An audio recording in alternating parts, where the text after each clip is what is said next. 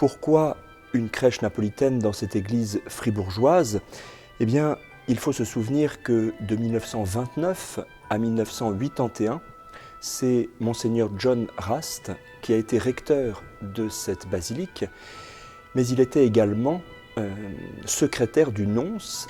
Il a pu, par les connaissances de ce nonce de Berne, trouver chez un antiquaire à Rome les personnages qui constituent cette crèche. Et c'est donc en 1940 que la plupart des personnages sont arrivés ici à Fribourg.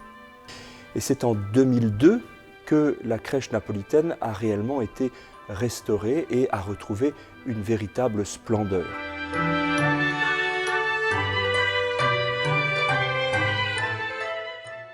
C'est au XVIIe siècle que les personnages de ce type-là ont commencé à être fabriqués avec des visages en terre cuite pour permettre de donner à chaque personnage une expression bien particulière.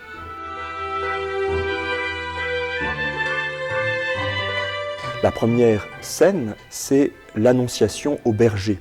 Les anges apparaissent au berger la nuit de Noël et leur annoncent la nouvelle de la naissance du Sauveur. Nous voyons même certains bergers qui se parlent entre eux et qui se disent « Allons voir jusqu'à Bethléem le Sauveur qui nous est né ». La deuxième scène, la scène centrale, la plus visible, c'est celle de l'adoration des mages. Ce sont ces mages venus d'Orient, guidés par l'étoile, qui viennent adorer l'enfant Jésus et qui lui offrent l'or, la myrrhe et l'encens. La troisième scène présente des scènes de la vie populaire dans la Naples du XVIIIe siècle. Rien dans les évangiles ne nous parle d'une taverne, de musiciens ou d'une marchande de poissons.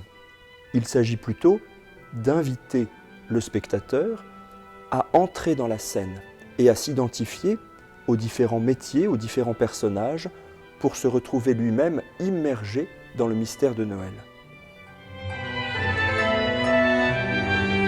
L'enfant Jésus et la Sainte Famille sont représentés non pas dans une crèche ou dans une étable, mais dans les ruines d'un palais classique.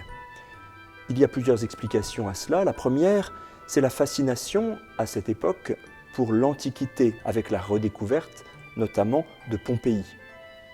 La deuxième raison, plus théologique, nous fait comprendre que le Christ est venu pour restaurer l'humanité en ruine. Enfin, la troisième interprétation voit dans les ruines du palais la royauté de David, que le Christ vient assumer. Jésus ne va pas restaurer une royauté terrestre, mais la seule couronne qu'il portera sera la couronne d'épines.